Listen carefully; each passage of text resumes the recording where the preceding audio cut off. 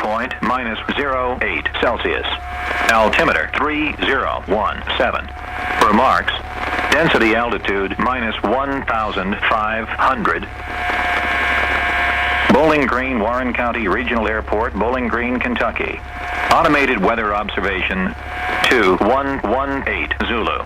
Wind 180 at 05. Visibility 10. Sky condition few 2000. Temperature -01 Celsius. Dew point -08 Celsius. Altimeter 3017. Remarks: density altitude -1,500. Bowling Green, Warren County Regional Airport, Bowling Green, Kentucky. Automated weather observation 2119 Zulu. Wind 190 at 05. Visibility. Okay. So it's at 19. The wind's 19 at 5. Okay. So first direction, then speed. Okay. 2-1. Yep. Okay. Head out to the right. The long dreaded taxi. Okay, Bowling Green traffic, Skyhawk 17 Hotel is taking 2-1 for departure, Bowling Green.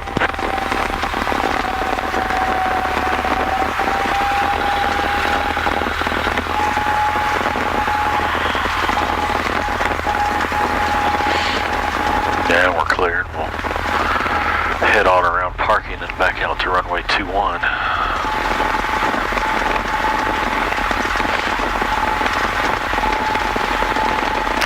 Benji, they're running pipeline, or he's running pipeline patrol in a 182 now.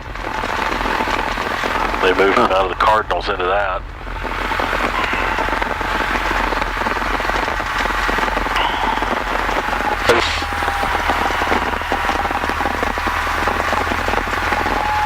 That many jets here recently? There was a Czechoslovakian L-39 here a couple of days ago. And some of the usual suspects have been flying in, flying out. Yeah. LabQuest evidently is flying in here now in a Phenom 100.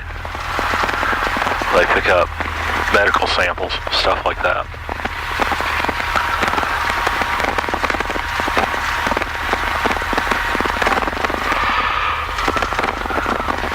Haven't had any of the big boys in here. Wondering if they'll come back when the weather changes. Huh. I know that day there was 3 parked here. Yeah. Question, do you usually announce that you're crossing, or does it matter? Not so much. This isn't so busy. You can just look around, see and avoid. Yeah. I know some people do, some don't.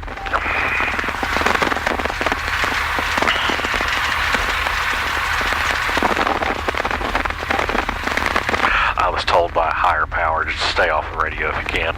Okay. Point well taken.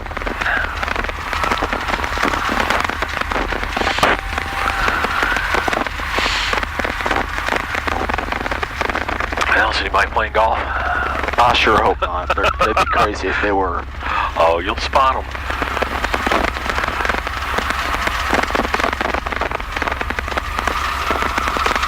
I was, about last month, Oldstone was burning off their rough. And Bowling Green traffic, Skyhawk 17 Hotel is turning left downwind, runway 21, Bowling Green.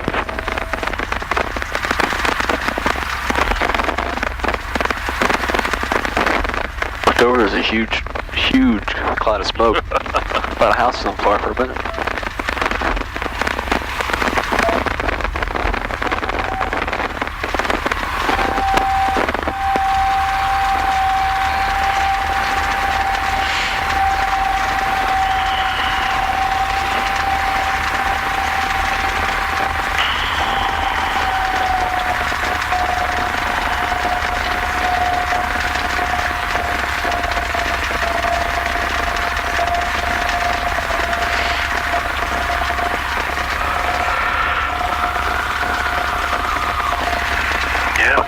Fly today? Not in this one. I had a guy that was supposed to fly it today, and he forgot what time he was supposed to be here.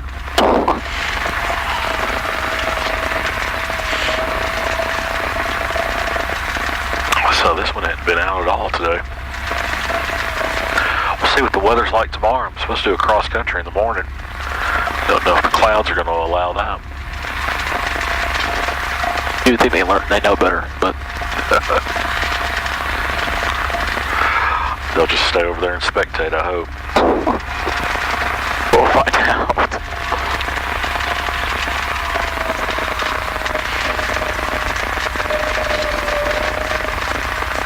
How's the front wheel been doing? Same? That's alright. It's acted up one time.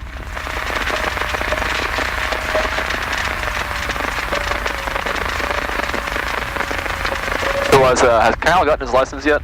Or is he working on it, or? No, he soloed, that's been it, so. After he soloed, the weather really kind of went south on us, and we haven't flown a whole lot.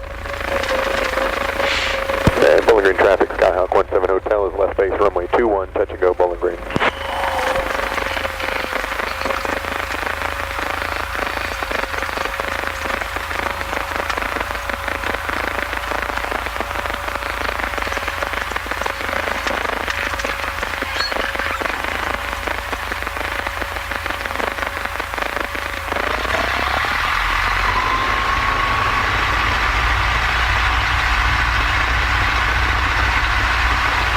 And Bowling Green traffic, Skyhawk 17 Hotel is final, runway 21, touch and go, Bowling Green.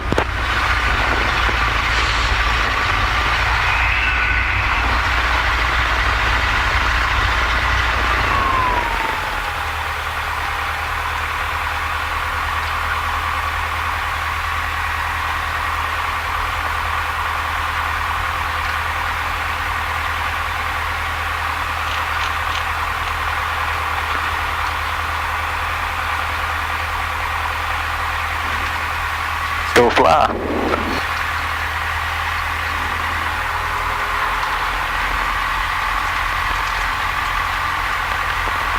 Are you a fan of automatic trim on the Why, sure. I heard somebody was telling me that they like the wheel better than, you know, just buttons. Depends on what you're flying. Yeah. No, it's nice where if you're flying something, you can just move your thumb and adjust the trim. Yeah, that's true. Who's that guy? Travis Keller. I know the name, but I don't think I've ever met him. Is there a wire that's holding on to the back top of the rudder? He has an ADF antenna, so there's a post that's literally right here on the plane that'll run all the way back to the tail. AM radio. He touch and goes, or is he just getting off? He said touch and go. And you wait until, is there a rule for it, how long you wait? You know? Let him get up until he's committed to the end of the runway. On my solo flight, I did the same thing. There was a lady coming in on a Diamond Star, and I waited until she was, you know, blow off. And then now he's up and pretty much gone, so we can move out. Bowling Green traffic, Skyhawk 806 Hotel Alpha. It's departing runway 21. Touch and go, Bowling Green.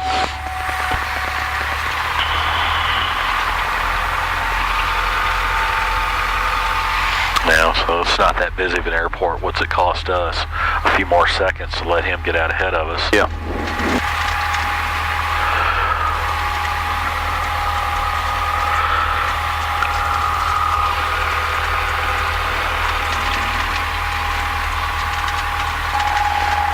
Wow. Bowling Green traffic, Skyhawk 17 Hotel is left crosswind, runway 21, Bowling Green. He just disappears into that haze.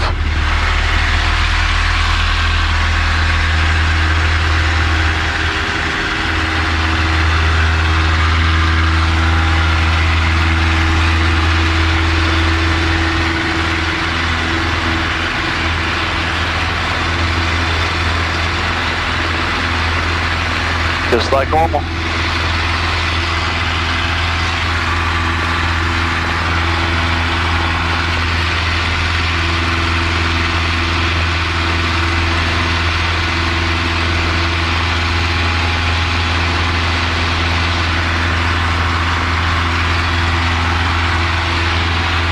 About 9 o'clock on Now make sure that's in, and that knob, twist it so it's got some pressure on it, where it doesn't vibrate and come back.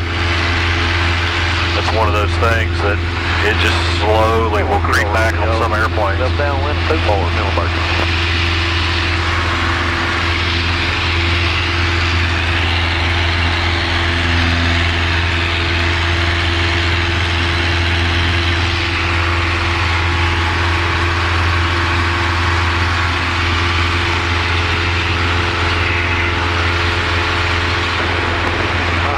Sight, Leonard.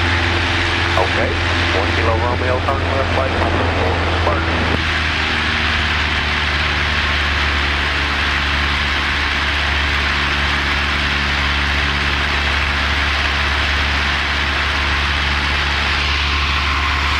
Bowling Green traffic, Skyhawk 17 Hotel is left base, runway 21, Bowling Green.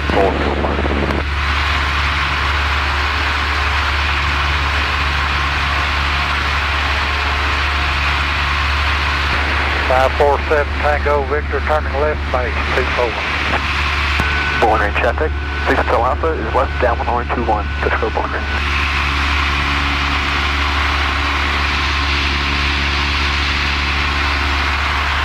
.3017. Remarks. Density altitude minus 1,600. Bowling Green traffic, Skyhawk 17 Hotel is turning final, runway 21, touch and go, Bowling Green.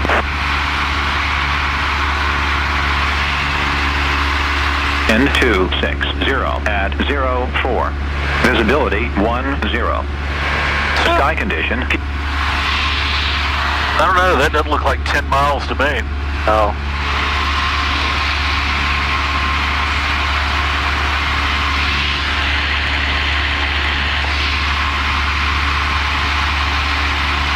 Middleburg County traffic, 547 Tango Victor, left final, 24, Middleburg.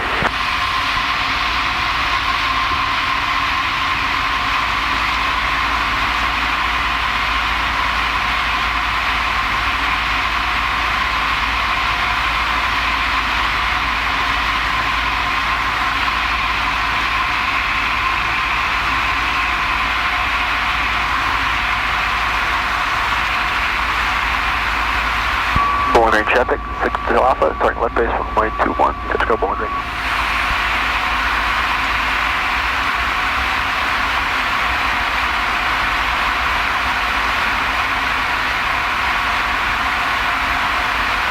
Middleburg traffic, 1 Kilo Romeo, left downwind 24, Middleburg.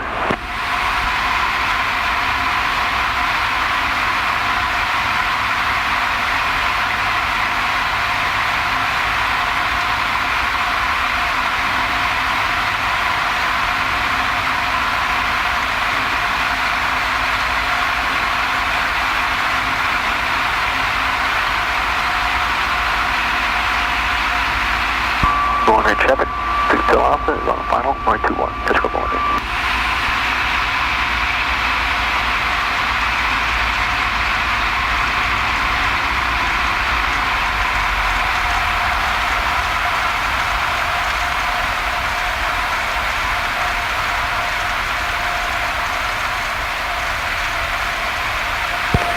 Comar Aviation, Cap 1522.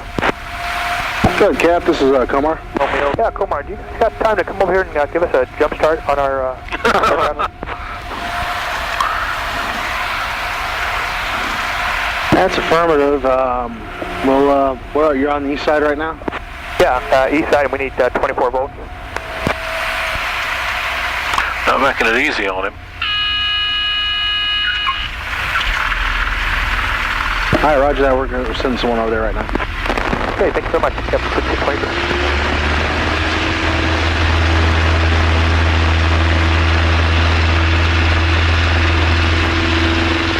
I wonder if they're going to have to take the electro cart over there. That's not going to be fun. Bowling Green traffic, Skyhawk 17 Hotel is turning left downwind, runway 21, Bowling Green. Where's that guy at? Over here or? Yeah, he's going to be down there. See the wings sticking out? Yep. Can you leave your plane plugged in overnight and stuff? 947. It, Victor left downwind 24. Gilmer. kind of depends on what kind of system you got. Yeah. I keep hearing about people using these trickle chargers. Yeah. And I'm gonna call it quit too. a lot of them have bad batteries afterwards. Yeah. Don't know if it's coincidence or what. But I think that one went out and flew already today, so maybe somebody left the master switch on or something. You better get the battery from my truck. It went dead. They're expensive. Like $120. Yeah.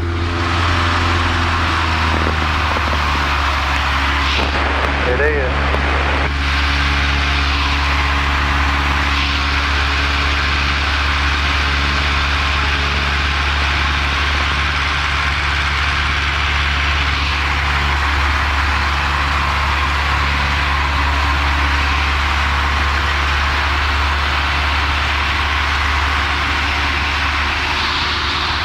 Bowling Green traffic, Skyhawk 17 Hotel is turning left base, runway 21, full stop, Bowling Green. Bowling Green traffic, Skyhawk 10 Alpha is left down 121, touch on Bowling Green.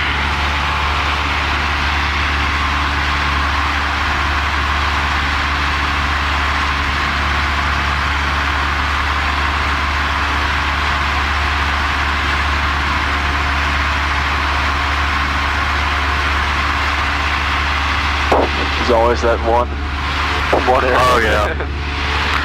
Leaky spots everywhere. Yep. Lord, he's flying a big pattern. Oh my gosh. He's out the other side of Cemetery Road. Push it back.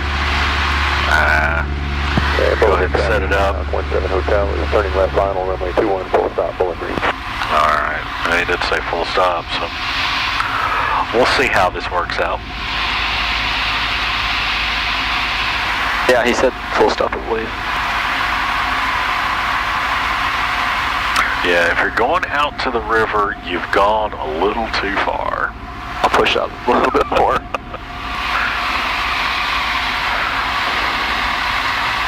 I'll go and turn.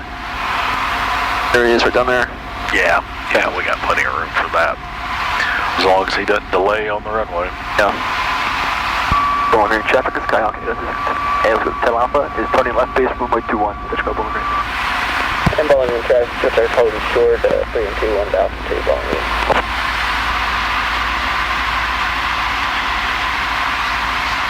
The first for me.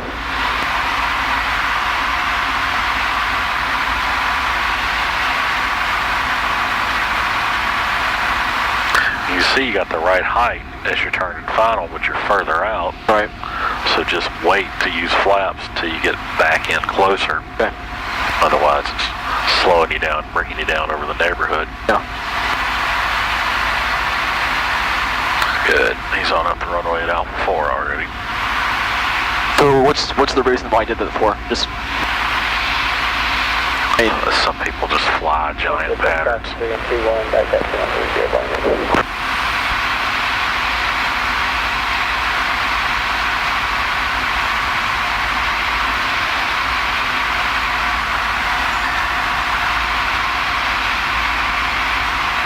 And Bowling Green traffic, Skyhawk 6717 Hotel is clear of all runways, Bowling Green.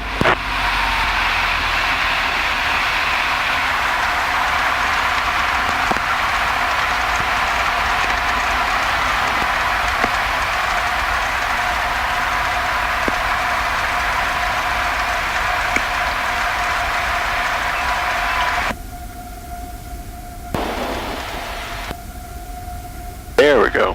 Somebody's been playing with my volumes. And just that clear all around the Bowling Green.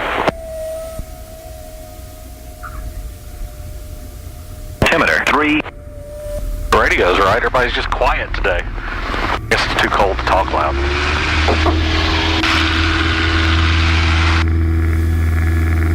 Okay, so he's clear. Kyle's back at the east hangars.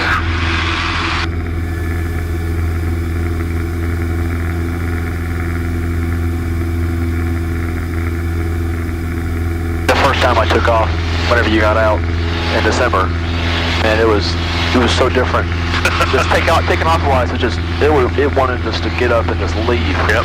You know, not saying anything about you. Oh no, that's normal. It's now you're flying a lighter airplane. Yeah. And then think about it on the other side, flying a full airplane. That's where some people get in trouble. Yeah. Because they've never flown one fully loaded. Right. The first time they do it is the first time they do it as PIC. 211 Oscar is tagging in. How do you learn from that? How do you experience that? Regarding traffic, Skyhawk 17 Hotel is taxiing. Take some people out. 301 Bowling Green. Yeah, you get the opportunity to do that. Yeah. Otherwise, First time when you land it, yeah. What happens is a lot of people try and land on power off. They find out it's heavier, it slows down faster, and it drops a little bit more. power in. Yeah, carry a couple hundred RPMs extra, 200-300. So whenever you told me about a story about that guy carried a full plane and he crashed it. Yep. What do you do wrong?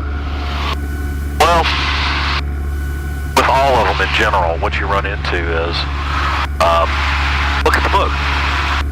You got density altitude. You've got, well, you know, everything that's involved with the density altitude problem. High, hot, humid. So, look at your POH, Section 5, performance. What's it telling me this airplane's going to require this altitude at this weight as far as ground roll, time to climb, etc. These things are all in the book. Do a little bit of planning on the ground before you get in the air. Don't be a test pilot. Be a good student. Study it and find out. If you had full tanks, you had 4 people in this plane. They can handle it. It got up into ground effect. One of the incidents I've seen, he got into ground effect. You could see him pitch a little bit, like he's trying to pull and climb. His airplane didn't have anything left to give. Yeah. So he's up, he's airborne, he's flying, and he runs out of runway. This was the guy that was in California in the Bonanza, and into a hillside at the end of the runway.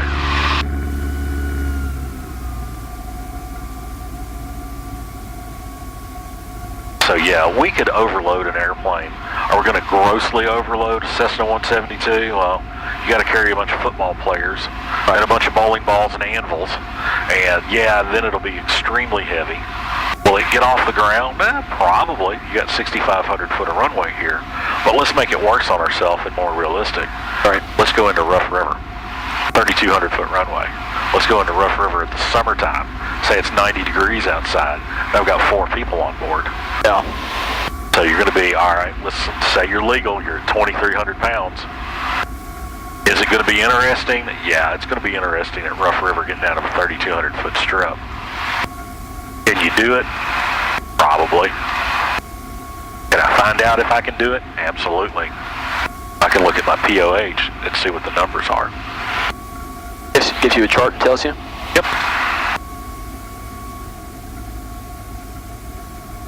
And on top of that, I should probably add a little extra room because I've never done it before. Right, my engine may not be fresh. Those numbers might be a little bit, tweaked by the marketing department. And at the end of that runway, I've got water and a hillside, or at the other end, I've got trees. So I've got some obstacles to worry about as I come flying out of there. What about these pilots that are landing on the wrong runway, wrong airport? You know, that guy who just... Well, you know, I can't bust on them too hard. Yeah. These guys flying the big jets, and they're setting up for a landing maybe 100 miles out, you know, tens of miles out, and coming into the wrong runway that's 7 or 8 miles apart. Not that bad. They may have all been facing in the same direction too. So it's not like, well, I should be coming straight into this and this airport's turned sideways. They get so much crap for it. Yeah, well, you know. That's normal. People want to pick on them because they don't understand them. Yeah, they screwed up. It happens. Yeah. My own story, Bowling Green, going to Outlaw Field in Clarksville. Every stinking time I fly over there, it seems, I go, there's the airport. No, it's not the airport. What am I looking at? I'm looking at the Army airfield, Sabre, that's on out past it. It's right in the line of flight, and for whatever reason, Outlaw Field is hard to spot until I'm right on top of it. I'm looking at mileage, so the GPS is telling me, okay, it's right here. No, that seems farther away. Oh, there it is, there it is. It's just hard to spot for me. It's just one of them airports that's turned in that direction. You can't see it. It happens. Now, you take a guy that's flying something big, and he's covering a mile every 10 or 15 seconds as he's coming in, and he's still way up. Maybe it was cloudy. Maybe he was flying where, you know, he couldn't see. Maybe the visibility wasn't that good. You know, there's a lot of reasons it could happen. Yeah. But it does boil down to, you're the pilot in command. You're the guy that's in charge. Right.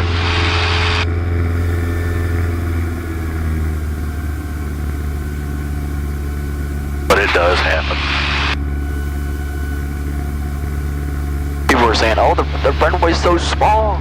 You could have killed all these people on that board. I'm like, well, I mean... Yeah, well, that's where non-aviators are talking about aviation. Like, all right, why don't you go back and watch Snakes on a Plane? Tell me what a professional Air you Force are. One. Exactly.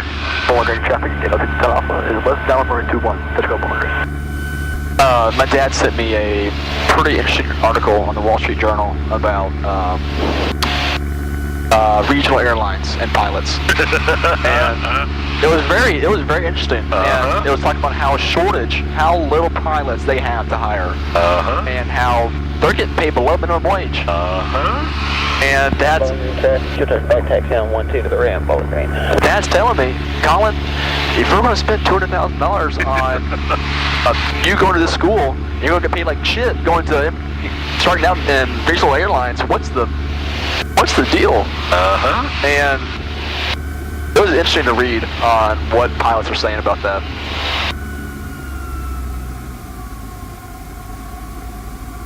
Airfield Church crossing 3 and 2-1, Bowling Green. Yeah, telling somebody that I fly an RJ does not pay your bills. I mean, what's the deal? It's crazy. Supply and demand. Until they keep or stop supplying airlines with cheap labor, they've got the demand to fill the seats. Bowling Green traffic, 6 to Alpha, they're left push 1-2-1. Let's go, Bowling Green. I mean, that is and has been a hot argument for decades. You know, what are your skills worth? Why are you selling them for this? Dad said you might as well go to McDonald's and flip burgers. Exactly. Well, I mean, you know, some guys are like, well, down the road, and then the problem is you've dug yourself such a deep hole. Yeah. You know, how are you going to fill it back in? Well, I'll fly for these guys eventually. Yeah. I mean, that's the thing. It just takes so long to get to that spot where you want to be. Yeah.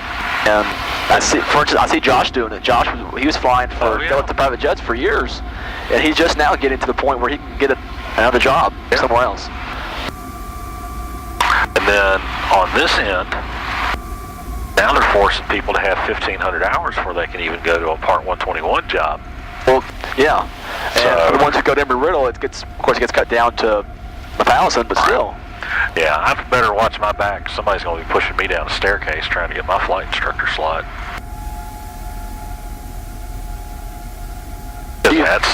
That's the best way to build time. Do you think that one day regional airlines will see what the crap they're paying these pilots and change it? I mean, is there any way they can change it? I mean, it's... Oh, they can change it, but it has effect where other people aren't going to be making money, or they're going to have to raise rates. Ticket prices are going to go up, and if airline A raises their prices, but B through Z don't do it, airline A's not going to make it. Exactly. So if one does it, they all have to do it. And they don't want to do it. Nobody's doing it. But why would a pilot want to work for them for? No? Is that why there's a shortage? That's why I'm not there. I mean, it sucks. It really does suck for people like me who want to fly planes for a living, you know? I mean, it would be nice to fly that stuff. Yeah. But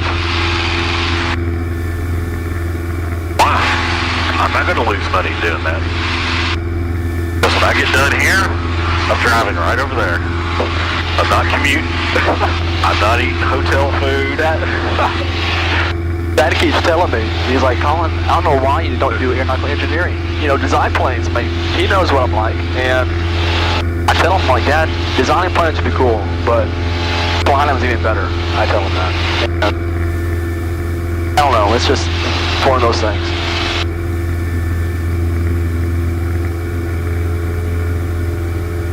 Now, the engineer, any engineer field, payoff on the career is going to come much quicker. Yeah. And it's like I warned you about, if you go into flying, you don't want to get into it and then have something medically happen. Yeah. Yeah, all it takes is one drunk driver sliding through a red light. There goes your career.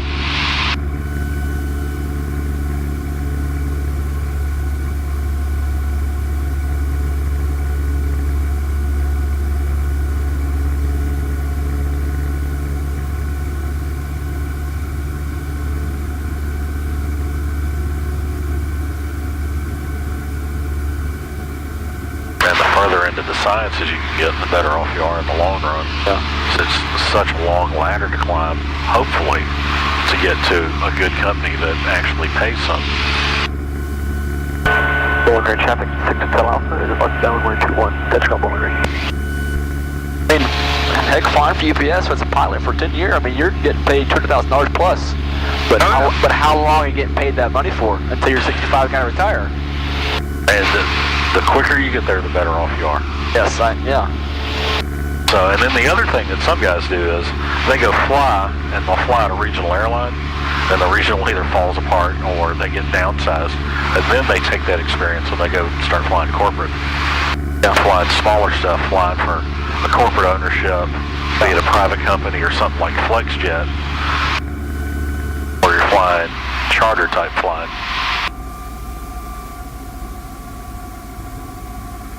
What's the difference? Like at Embry-Riddle, they have a specialty between a commercial pilot degree and an airline pilot degree. The difference between that is you're flying passengers and flying cargo, or you know, I really wouldn't know. If it's the difference between getting like a 135 and a 121 line of training, because when you take the ATP written, you can take it for, I believe, a 121 and a 135. So the 121 is going to be the big, heavy, wide-body airline guy down the road, and the 135 is flying charter-type flights. Right.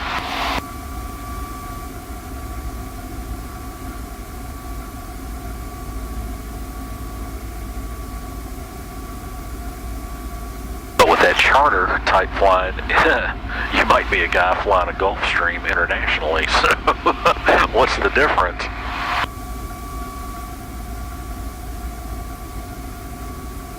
My uncle, my great uncle, he was a captain for Northwest Airlines back in the day before they went kaput. He was flying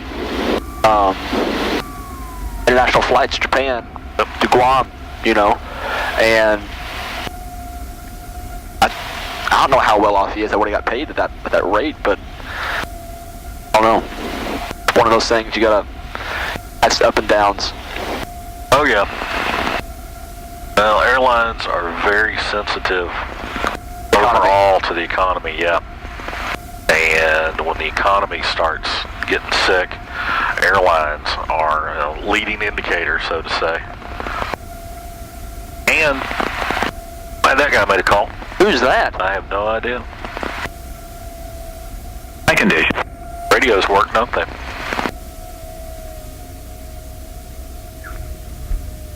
Did you hear him? He never made a call. That's why I did that. 3-0. Because our radios are definitely working. What the heck is... Remember what I said? Look for all of them, listen to all of them. Don't trust any of them. They're all trying to kill you. What?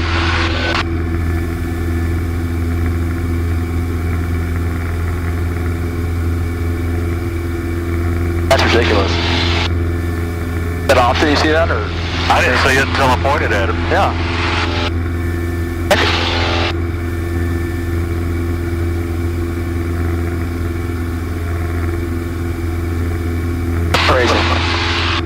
just shake your head. You know. What are you gonna do?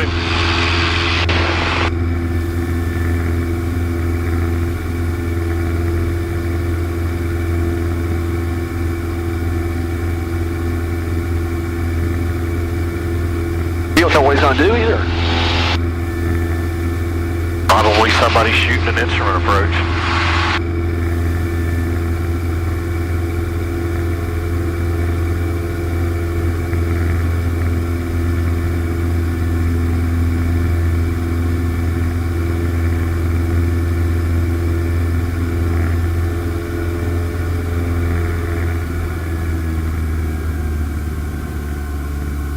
Bowling Green traffic is on here. It's Hotel Alpha.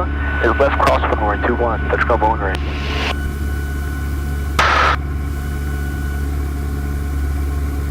All we can do is tell him where we are.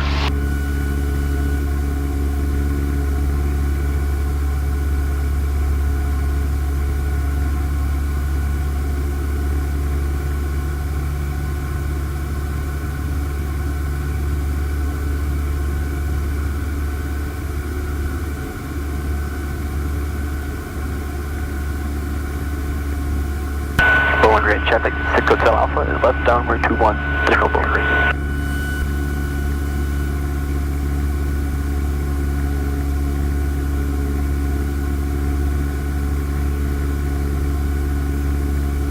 That's that guy who got his plane jumped. No, that's Civil Air Patrol. They're in a 172 or a 182. Oh. Civil Air Patrol. Yeah. What do they do? Fly around. Look for down pilots. That looked like a Bonanza. Yeah.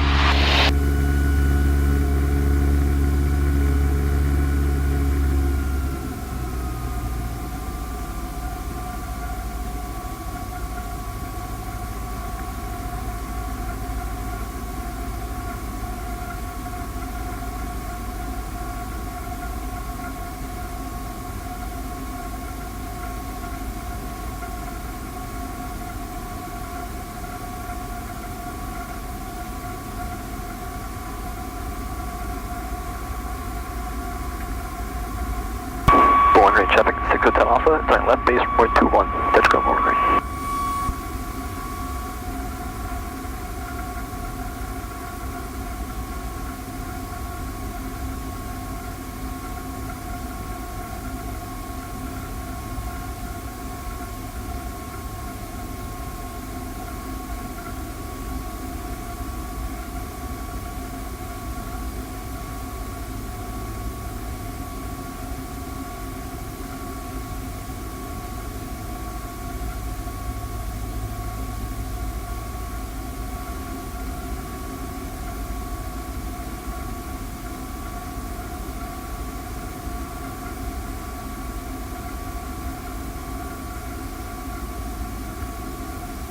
You could have been right here. Yep. Oh yeah. Absolutely. That's why radios are important. Yeah. Using them is important as well.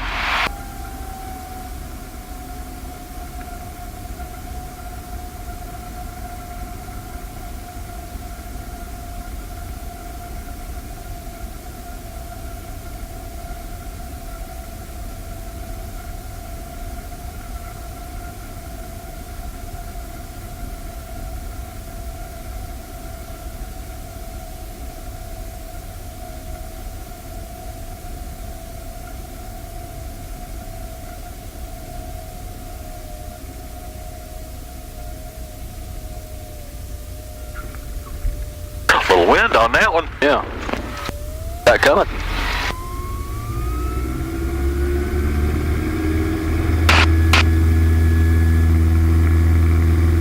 Now, that one weather report said the winds were moving around, and when they come in out of the west, they'll come over the trees. That'll put a little motion to a smooth wind sometimes. Like over here? Yep, very much like over there. Mechanical turbulence.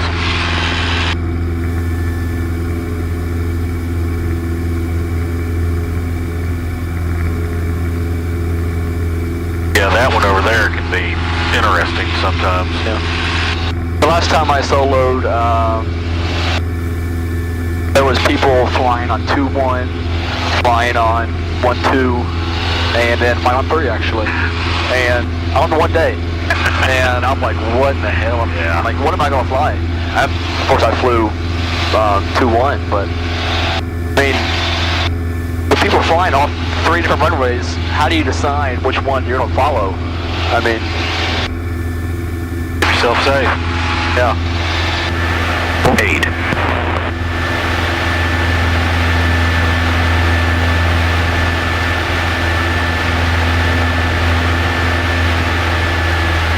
Of course, you can always request the active, but Yeah, but who here declares which runway is active?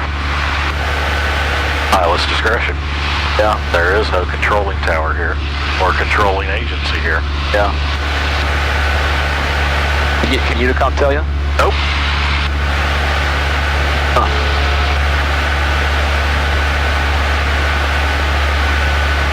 Get your winds and weather on 127.825. It's pilot's discretion. That's what they'll tell you. Yeah.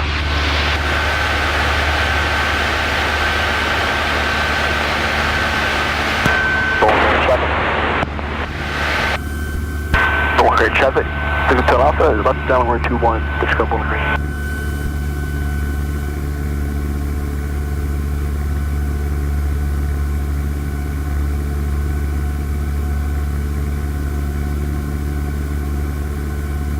Is there a lot that goes into plotting and flight planning? You know, is it hard to get, easy to get, you know? They can be as difficult. Traffic, Skyhawk 824, Mike Charlie is 9 miles to the southwest and bound for landing. Take it down traffic. They can be as difficult as you want them to be, or relatively simple. What we do are fairly simple because they're straight line. We're not dealing with a much complex airspace other than a control tower. You have waypoints on. Yep. Find some prominent things that are on the map that you can see on the ground. And then it's time and distance. How fast am I going? How long will it take me to get there? And when you compile all your times, you also figure out what your fuel burn is.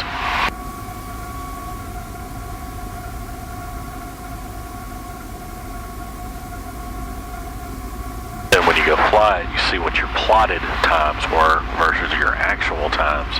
You tell if you're going faster or slower. Also, your wind correction angle may change, which lets you know how accurate all that planning was. But what's really neat with the GPS, we can see how close we are with forecast winds and ground speed versus what we're actually getting. We planned our airspeed and our actual ground speed.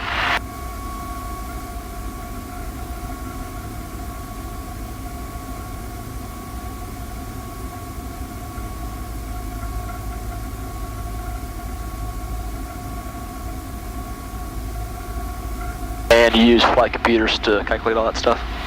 Yeah. iPhone apps. Yeah, nowadays, you're right. Yeah, exactly. There's a lot of 99-cent iPhone apps for E6Bs. Sporty's has got one for $9.99 that's got a bunch of stuff on it. And actually, I don't have a problem with the iPhone apps because they're plain language and it's kind of fill in the block, right, which is good. It's not so much garbage in, garbage out as you had with some of these other flight computers that they were selling. And then I've still got the old aluminum E6B, which is nice because you can show how that works. You got to figure out the wind on the back, and you show how the steps go into that. You can see visually how it's affecting how the airplane's flying, getting the crosswind, and is it a headwind or tailwind component? Nice one. And when you work the front, you can move how fast you're going, and it shows you kind of the correlation between time. But then the rule of thumbs to remember are 60 knots is a mile a minute, 90 knots is a mile and a half a minute, and at 120 knots, you're doing 2 miles a minute. So if we've got a decent tailwind, we're doing 120 knots. Like Paducah to here. Exactly. Exactly. Fastest trip ever. Paducah to here, 157 knots ground speed. That's great. It was a 112 mile or 115 mile flight. Didn't take long at all.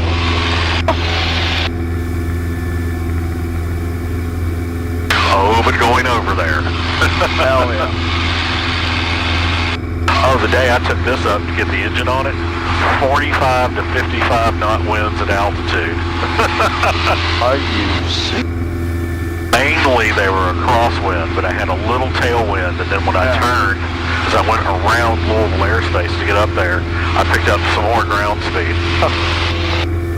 You flew up to Louisville to get the overhaul? Clark County, Indiana, right across the river. Yeah. And then coming back, heck, I forget, it was about 30 knots of headwind, but it was good. It gave me a longer trip home to run this thing at high RPMs to break in the cylinders. So, they test fly it before you flew it? Yeah, they had the engine on the test bench, actually, and ran it up. What do they do there? No, It's on the ground? They can run it up, yeah. They put it on here and ran it up. Make sure there's not oil squirting out all over the place. Gives them a chance to run it the first time and make sure everything's A-okay. Right. Or you'd be a test pilot. I've been a test pilot before. I've broken in cylinders before. Don't know that I ever had to break in an entire engine at once. And someone broke on you before. Yeah, well, yeah. That's happened too. That's true. Bowling Green traffic, 6 Hotel Alpha, left, down 121, 6 Bowling Green.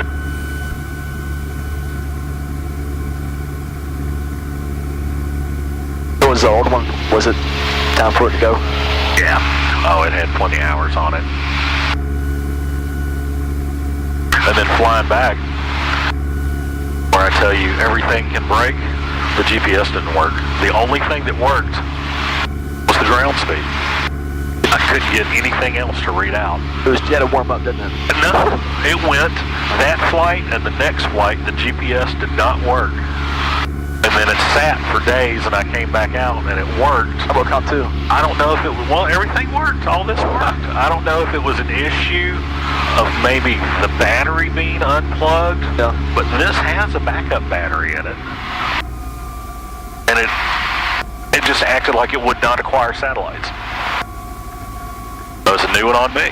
But when everybody tells me, oh, I don't need that, I've got one of these, everything breaks. Yeah.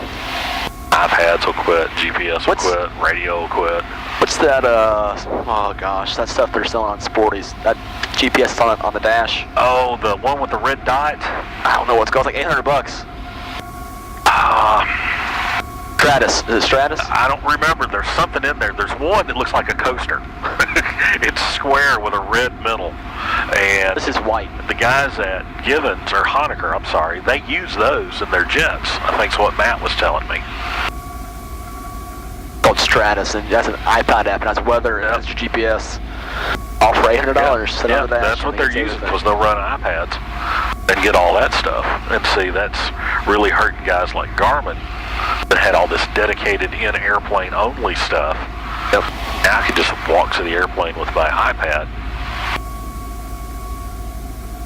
Do all this good flight planning, get current weather, radar pictures. Yeah, the 4-flight program is really, really cool. Really simplifies a lot of your flying.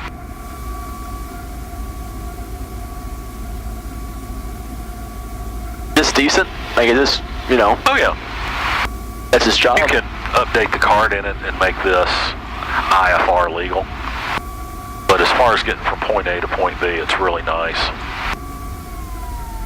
And here I am flying along and trying to come home, and it's okay. 100 miles. And, that quit, which makes it real easy. So it's, okay, got to go back to the old schools. I got to navigate, because it's, get out of here, I'm watching the chart, stay out of Louisville's airspace. Find my points on the ground. Turn to another heading. I had a couple of different heading changes. And then you fly for about 40 miles to a VOR. Very nice. So you're navigating via Victor Airways, or using the VOR, really wasn't on a Victor Airway. Then get to the VOR and go from that VOR to to the Bowling Green VOR, so I'm leaving one, flying to another one. Using this, or Yep. Yep. And I don't have anything on here to tell me the distance other than looking at my chart. Wow. Going, okay, I'm to here, I'm to here, I'm That's to here. old school right there. Oh yeah.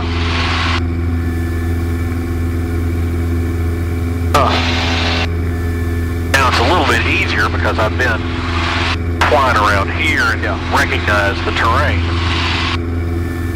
It'd be a lot more nerve-wracking if you put me in anywhere that I didn't know it. You calculated on your map how far, or how fast you're going out, so you ground speed, and just, you know,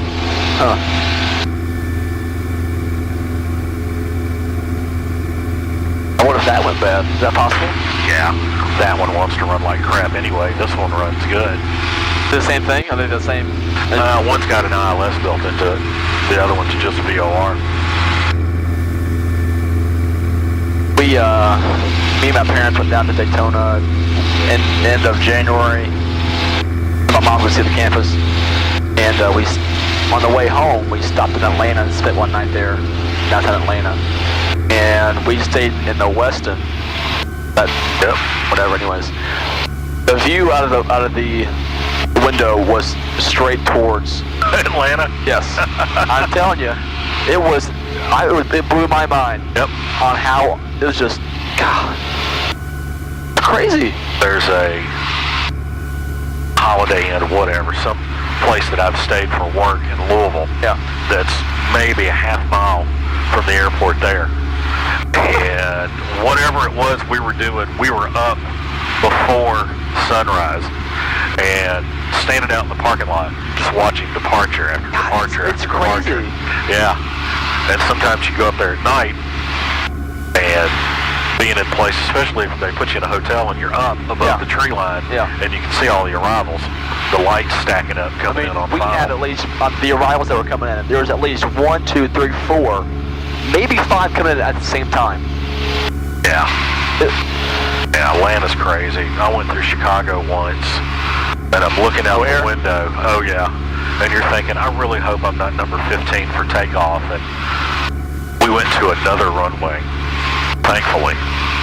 So we bypassed whatever this traffic was I saw lining up, and we got in. But as we're landing, I'm looking out the window, watching a 747 on a parallel approach with us. Do ATC get paid there pretty good?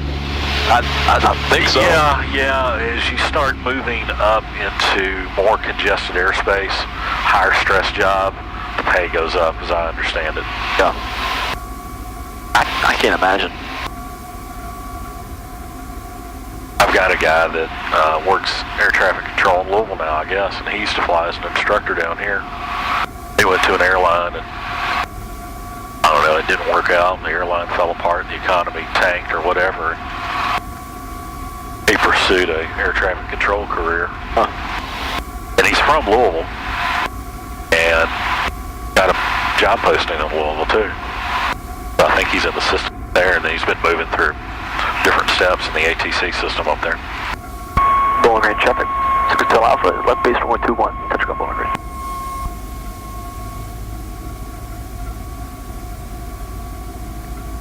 Me and my dad, we were enamored on how many.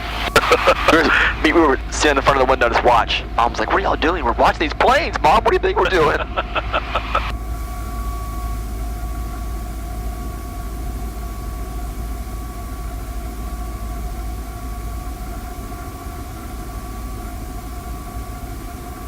Yeah, that is a busy airport.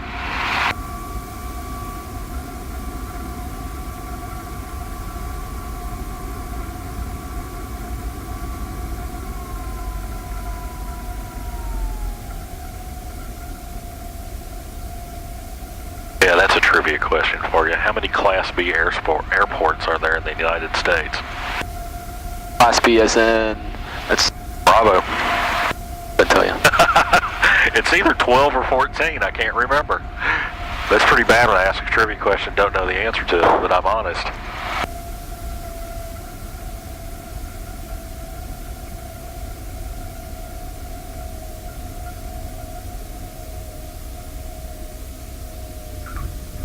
I think you've done this before.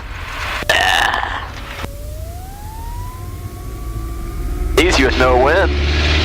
But I'll tell you what, when it really gets difficult is when you move into the northeast. Oh. It's all congested airspace up there. Is there, whenever I fly in Daytona, do you think there'd be a lot of winds off the ocean, you know, coming in? You're going to get challenges over the entire career of going through school and doing everything else. There's always challenges. Yeah, you're going to get, I mean, look at how much it rains in Florida. And it's almost a daily occurrence. So you're going to have things like that are going to, winds in, winds out, rain coming along. It's going to be congested down there anyway. Yeah. There's a lot of flight training down there.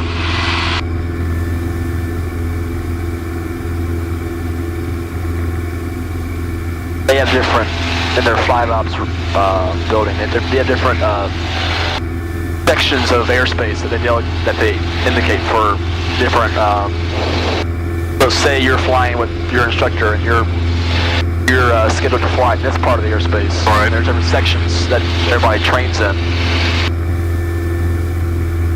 Yeah, it starts getting congested like that. You have to break it up. They got over 70 Cessnas that, wow. Diamond Stars as well. Very neat.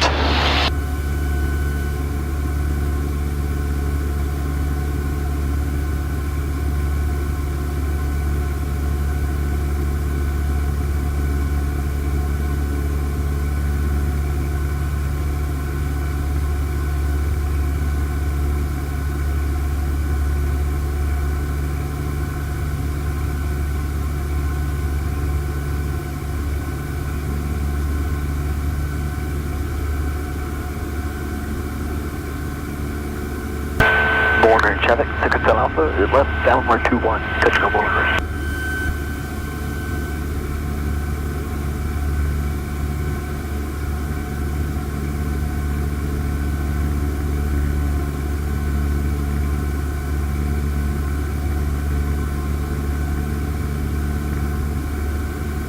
So you have taxi lights, landing lights. What's taxi? Is there? There isn't one. There's not one? Yeah, that's the wrong switch for this airplane. They put a double Where switch is it in usually? here. They'll be paired up. So you'll actually have two lights, either two in the nose, two in the wing. Now my favorite was a guy I flew in a Cherokee, which originally had a landing light in the nose. They put new wingtips on it that had landing lights in them as well. So he had like three lights. It was great. Oh yeah. What's this, Pilot HT? Pitot heat. Oh, the Pitot 2. Oh, Pitot. Yep. Yeah. You use that when also it's cold? You could have a possibility of the Pitot tube freezing over. That would be a really bad day. Because if the Pitot tube is freezing over, other parts of the airplane are freezing over as So well. what do you use then? You turn it on, and it's got wire elements in it that'll keep it warm. So at least you've got airspeed, which is going to be great because the windshield's going to be glazed over, and you're probably picking up ice on the wings and the struts and the rest of the airframe. But Why don't you have airspeed? Oh yeah. Well, picking up ice will slow you down. Automatically? The more you get, yes. I have another story from another flight instructor that was flying a 172 and they were coming out of Ohio. He had 4 people on board. They're climbing up through the clouds on an IFR flight plan, maybe. And the way he tells it, he said, my head got above the clouds. And they were picking up ice on the climb, and the airplane was getting slower and slower, and that was it. He broke through the top of the clouds, and he had to lower the nose and come down because he didn't have any more climb, because he didn't have any airspeed. Ooh. He's flying this heavy airplane, and they started coming down, and he got cleared and flew an approach to the closest airport he could. And the way he finished the story was, if it hadn't have been there, we would have never made it. Oh my gosh. Because they were coated in ice, and they landed.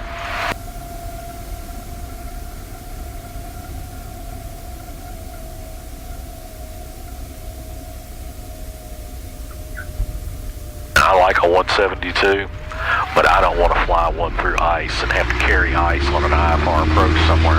No. When do you get in that kind of situations? Fly through icing conditions. You're going to have a band of temperatures that are optimum for icing, and clouds are moisture. Yeah. So when are you going to get into conditions where there's more moisture that's really adhering to the airplane? Wow. Anytime you're on the ground and it's spitting pellets of ice or snow, Yeah. yep, that means freezing rain above.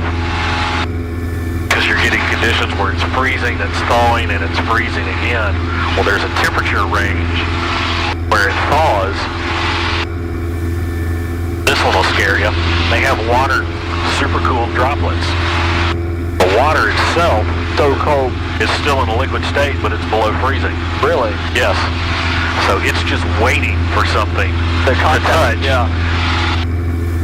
So if it hits another ice ball, it goes up and down, it turns into hail, or an airplane flies through it, wow, and it sticks, and then it runs back, and you get the clear ice, which is easy. Clear ice is an ice cube. Lime ice is that frosty white ice that you get inside a freezer, where it just keeps building and building. So the clear ice is your big problem. It's heavy, and it's tenacious. It sticks to an airplane. It's hard to clear it off. Lime ice is not your friend either. Or any kind of ice. No, as several people have famously said, the only place I want ice is in my drink. Yeah. But it's usually the leading edge of the airplane is what gets it, so that's why you see these airplanes with the de-ice boots just on the front of the wing. When it starts to build up, they can turn on the boot, it expands, breaks away the ice, unless you have ice bridging. Or you've got heated wings that just melts it off. Yeah, they say there's a phenomenon called ice bridging, where you turn on the boot and it expands, and the ice pushes out with it. And then the boot contracts, and the ice has stayed in that bulged out state. So now the boot is moving underneath it. It can't push it out and break it away. NASA says it can't happen. Lots of pilots say, bull crap, I've seen it happen. How much time we got? Let's see, when did we go? We went at 6.7. It is now 7.7. That's an hour exactly. Full stop? Let's do it. Okay.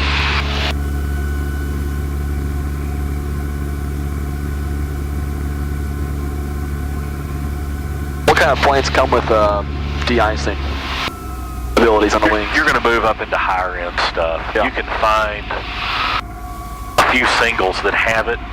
There's a system called TKS, and you have like a radiator fluid, a glycol antifreeze, sorry, and you carry a reservoir of it, and when you turn it on, it starts seeping out the front of the wing that has all these, like 1 million holes, I forget what it is. It's a high number of these tiny holes, and they call it a weeping wing, where the front gets wet, it goes back over the wing and provides a surface that ice will not adhere to. Refill it? Yep, you have to refill it. As I've been advised, you better turn it on before the icing starts, otherwise you just turn it to slush. Okay, point well taken. I knew a guy that flew a Baron with that, I believe. Then you've got the vacuum type and you've got the heated type. The heat, you're going to see on a lot of jets. Or they've got that chrome polished front edge.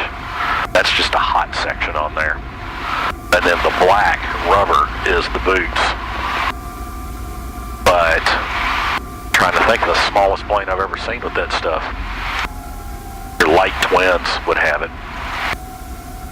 Used to have it on our Seneca, and then it had a plate that was about 5 inches wide right here. That was a heated plate. So if you started getting ice on the windshield, you could turn on the heated plate. And you had a strip through here you could see. On my check ride, whenever that happens, someone's with me at the FAA. They want you to land on the numbers, correct? Well, they'll give you a touchdown area. Yeah. 400 feet. So from those stripes to those stripes, the 3 and 3 is 500 feet. Okay. The way I like to teach people is if you can hit the numbers, you can hit every landing. Your short field landing is a 200-foot touchdown area. So some people don't want you touching down right on the beginning of the runway. They'll push you on out past the threshold stripes. Now you're hitting the numbers again. Well, if you can hit the numbers on every landing, you put every landing down inside a 200-foot area, you're good to go there.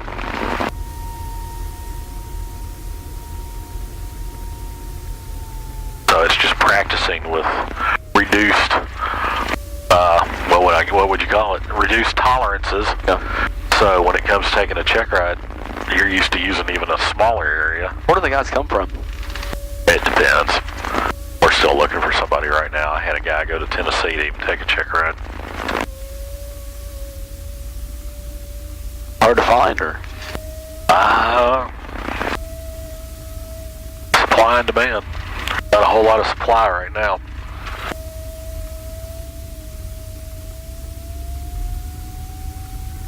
In the Wall Street Journal, the article said that the FAA has been given out 54,000 student certificates. Yep. That number has decreased by, what's it, 20%? Yep. In the last couple years? Yeah, the AOPA keeps track of student starts as well. And it's been trending downward for years. What's the reason? Do they have a reason for that? Just I'll tell you my reason. It's money. The money, and why is it so expensive to rent? Insurance has gone through the roof. It's 10 times more to insure this Really? for student use than if I just owned this for my personal use. Wow. Yeah. If that would come Good down, grief. that helps things. Of course, I'm sure the insurance guys have their own reasons for those things being high. I'm sure lawyers have something to do with it. Fuel costs are high. Parts are high. Everything's just expensive. All the costs keep getting driven up. Of course, with anything, it gets passed on to the customer. Where are you parking? Same spot, or? Let's go up and around to the far end and come around, and we'll park next to Tango Whiskey. We'll stay out of the frozen ropes, hopefully.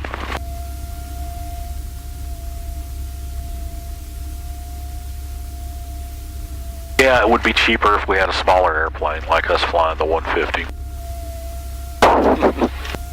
But it really, it really doesn't drop the insurance a whole lot. Yeah, the fuel burn's lower. The maintenance on it is a little cheaper. Yeah. But not a whole lot.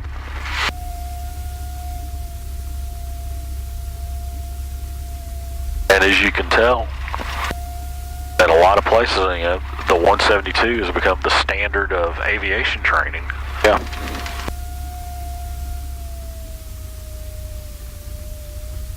And they're all older airplanes. Who can afford to go and buy a new 172? You know, everybody said the 1970s was just huge. They built like 40,000 airplanes in a 10-year time.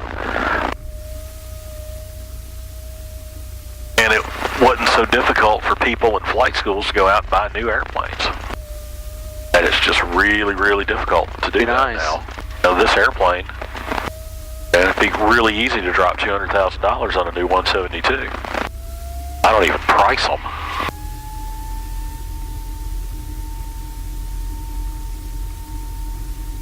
High quality used aircraft. That's what I'm looking for. That's money I was buying brand new.